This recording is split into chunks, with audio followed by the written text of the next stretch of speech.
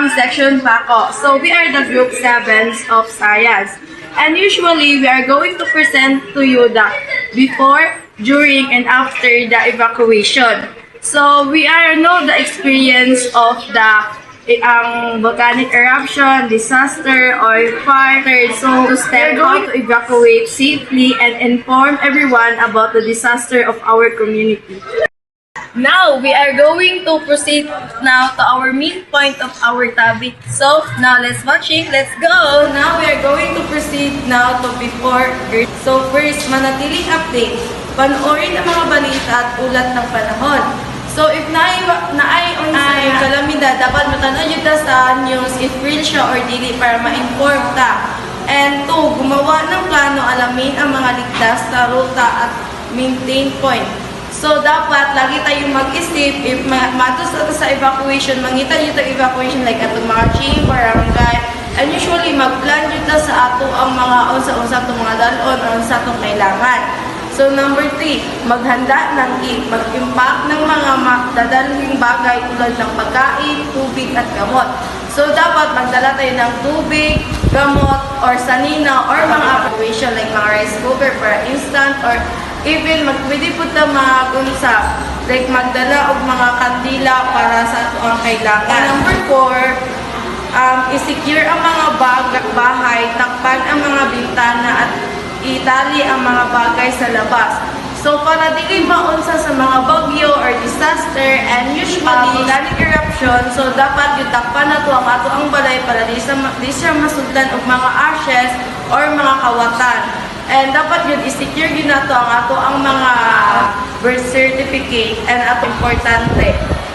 And 5, dapat full charge na to ang cellphone in case ay na kalamidad. So, para like, tanaw na lang sa news, like, i-collect flashlight ang ato ang barangay, or pwede natay flashlight na magamit. Good morning, everyone. Please proceed our during evacuation. I give 5 steps. First step is leave immediately if authorities instruct you to do so. If naghatag ang mga authorities na mag-evacuate mo, dapat immediately na maawa din mo sa iyong area. Second, stay safe. Avoid floodwaters and fallen power lanes.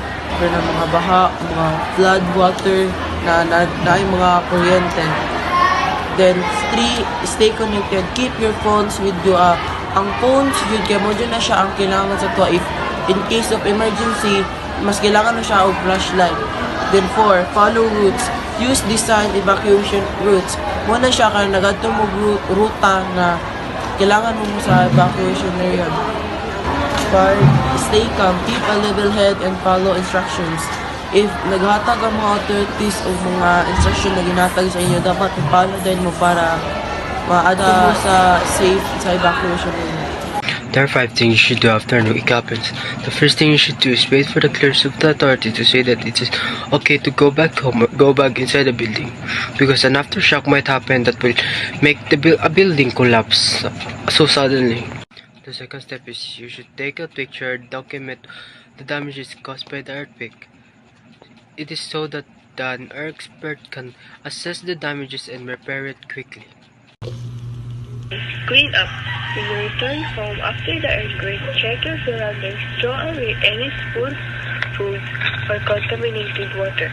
This causes sickness, so it's safe to throw away backward. Seek help. If your household belongings are damaged, contact your insurance company to report the damage. Also inform local authorities like barangay, city hall, and disaster hall, so they can assist your safety. Check the leak goods or temporary shelter if needed. Before cleaning, take a clear photos and video of all the damage inside and outside your house. This will send a proof for insurance or government assistance claim.